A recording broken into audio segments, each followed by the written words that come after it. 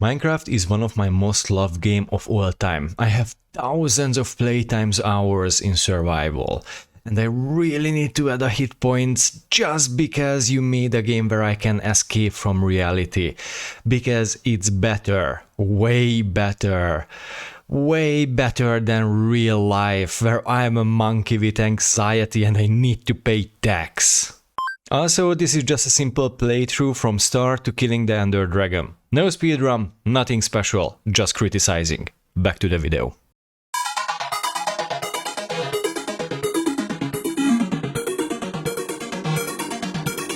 Let the god complex humans have their fun. The very first hit point is naming.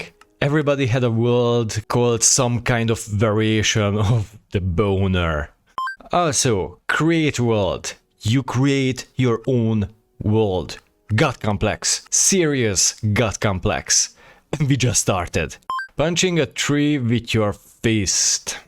Physics. Why you don't include gravity for every block. Also, blocks. You know what? I should remove a hit point for this ID. What if the blocks in this reality is like atoms for us, the building elements of the universe, different atoms, different blocks, same. Villagers, if you ever dealt with them, you know what I'm talking about. Bad branding. Crafting comes first than mining. So, craft mine? Mining. And if my theory is correct about the blocks being the atoms for this universe, this will cause serious radiation. Breaking atoms away from each other requires tremendous energy. So my pickaxe is made out of antimatter, or the atomic bonds are weak and releasing radiation. Inventory management. 80% of the game is about goddamn inventory management. The first time we kill a quote-unquote monster, we get an achievement. But what if they are the good guys, the law enforcement for all the crimes we commit? Did anybody think of that? It's 5 minutes in the game and I already robbed a village. This sign. Yes, I made it. Yes, it broke all the physics. Yes, I can phase through a wooden sign. But everybody had a poop or boner joke sign in their Minecraft world at some point in their life. Farming. Craft mine farm? And here we are, going under to strip mine. This is the game is about. Endlessly repeating task of hard labor. Sounds a little familiar. I have a decent amount of hours in this game and I was 2 years old when I realized you need an iron pickaxe to mine emerald. But you can mine stone and harder rocks with a stone pickaxe. Bone mealing crops make them instantly grow. Again, inventory management. Also, Calm 1, the Minecraft music. This is going to be the biggest hit point for the whole game. This music brings back only good memories, making me realize that the good years are behind me and nothing going to be calm, relaxed and cheerful as the first time I played this game when I was young. Also giving me existential crisis. And back we go to the place I belong, West Virginia. Ah yes, the creeper, the mutant pig. The most iconic character of all time. Everybody recognized the face of doom and everybody remembered the first time this living bomb destroyed their first house. So, what is the creeper? Why they explode? And don't give me MatPat's most monster theory bullhunky. Everybody knows there was no lore. There was a game where you can do anything, that's it. MatPat put a theory behind it and Mojang went with it. And everybody else. So do I, because it's cool. Inventory management, told you, get used to it. If I would be this villager, I would ask the nice little iron golem friend to send the guy who kicked me out of bed to oblivion. If everybody played a little this game knows that we spend more time in this staircase than in the Nether and in the end including killing the Ender Dragon. Redstone. Goddamn redstone. I don't know what Mojang was thinking. Let's make a medieval game. Nothing modern, just a simple mining and crafting game. Oh, this sounds perfect, but you know what this medieval game needs? Electricity. Redstone is the equivalent of modern day electricity, wiring, and complex hardware. Also, I love redstone and miss you, Mumbo Jumbo. I would understand if the diamond will be the currency of this world, not the emerald for the villagers, or both. But crafting from diamond is the most insane, impractical thing you can imagine. I demand iron armor superiority. I wonder what was first, game theory about the ancient builders or the abandoned mineshaft. This is like the chicken and the egg. Matt theorized something and the devs put it in the game. Or the game makes something and Matt theorized about it. Strip mining. For hours, days, until you realize the years passed over you and no turning back. Existential crisis! This. Turning deep slate into moss by bone milling moss block. Mojang said they want to be more realistic, so they didn't add fireflies in the game because they are poisonous to frogs. But you can turn stone into moss and dig it with hand. There is even magic in this game, but no fireflies. I was not lucky to find this huge cave full with iron and diamond. With the Caves and Cliffs update, there is huge caves everywhere, which means the inside of the Minecraft world is like Swiss cheese. My question, how is it not collapsed on its own gravity yet? Why iron is not superior than diamond as armor? I'm literally ripping a villager house into pieces because I need wood and nobody give a f***. And here is the other 20% of the game, waiting, until of course you can build a super furnace with the magical electrical pixie dust. I'm fine with the theory behind the Enderman being an ancient builder, but then why water hurting them? It makes no sense. If there was nothing to make clothes from and just evolve basically into some smart teleporting subhumans, their skin will adapt to be clothless to the environment, which means it will be thicker. Baby zombies. I'm not joking, this is messed up. This is the Walking Dead episode 1 level kind of shit, what you put in a game where your target audience are kids. They are terrifying and sad. They were children who get murdered. Also, I survived this. I saw enough zombie movie to know in real life I would never survive this with only a sword and some basic iron armor. The zombie horde would rip me apart and be their lunch. Greed. You can have all the diamond in the world and it's never going to be enough. And don't roll your eye, I know you. With the Caves and Cliffs update you can find iron ore veins. It's actually easy to find a lot of iron. And I kinda miss the old days where you had to grind for hours for 64 raw iron. So, nostalgia. You need a diamond tool to mine obsidian. Obsidian! Which is basically black volcanic glass. Kick it with my superior iron boots will break it immediately.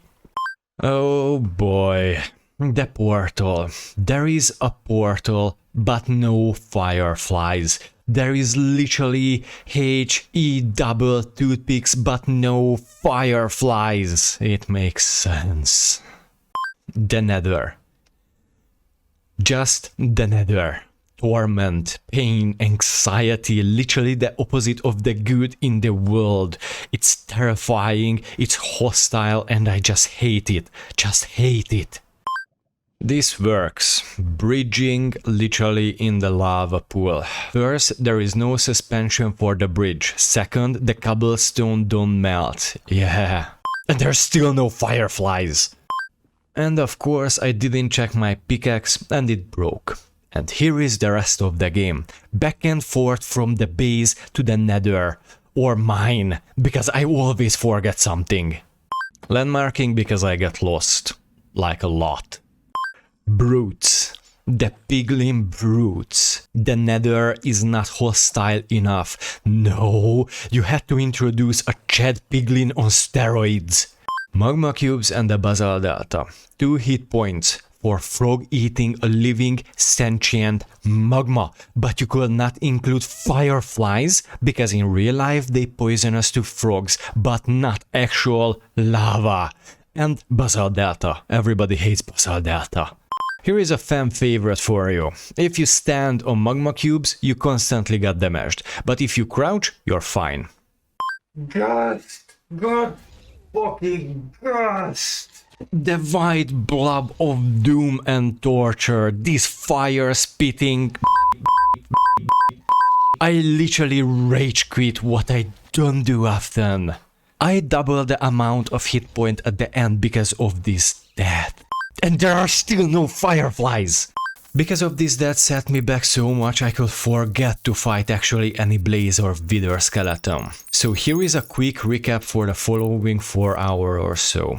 Farming, farming, farming, mining, crafting, raging, scamming villagers, committing crimes, murdering innocent animals, growing trees, chopping wood, force breeding cows, doing taxes, having a mental breakdown over a supposed to be chill game, existential crisis, raging about fireflies, and just be with my thoughts. Never leave me alone with my thoughts. Oh, we are here. This hit point is not actually for the blaze. I'm over that in this world are creatures what even defy logics and physics. Is the spawner. How do you spawn creatures from thin air? Alright, I need to give a hit point for the blaze. How annoying they are when you can't reach them. And one more for the ghast again that killed me and I lost my bow.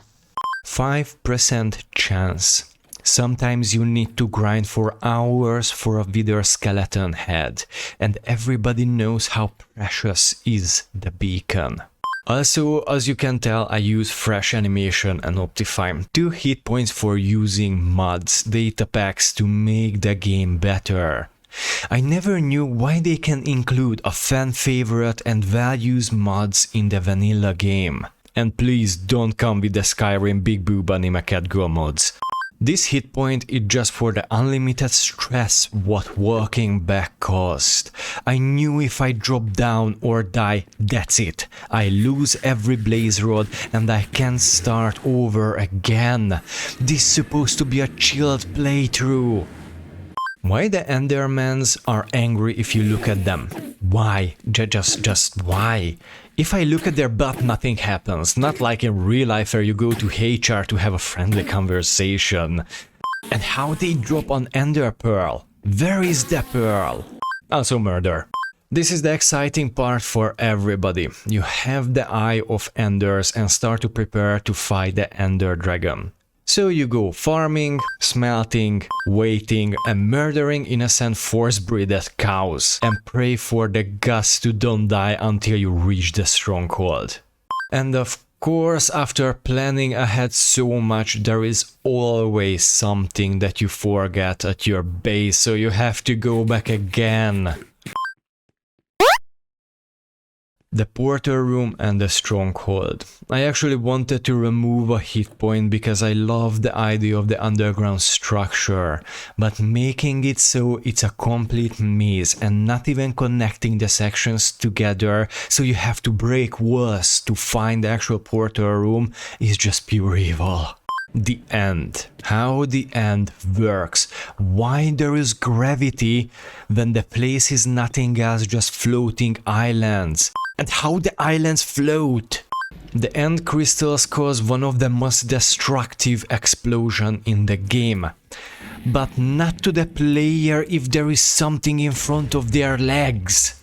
Also, how the crystals heal Jane the dragon if they are so destructive. Also, naming your dragon Jane. Also, committing genocide by killing the last Ender Dragon. This works. Water towering. Bucketing up to the sky. It makes total sense swimming upwards while you splash a bucket of water above you. Water clutch. How water absorb my fall damage. Did you ever drop a belly flop in the swimming pool? Yeah, it hurts. Like a lot. Like a lot. Falling several building heights will make your whole body into a fine paste. Steve playing with the Enderman here what the girls play with me. Avoid eye contact until he goes away. Killing the Ender Dragon with a baked potato. It makes total sense. Also, a hit point again for forced genocide. We need to kill her if we want to continue the game.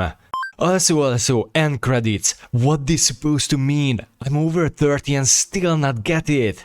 Also, the real game just starts now, after the end scene. And by the way, I went back a little bit and carried away with the building. Yeah, I carried away a little bit.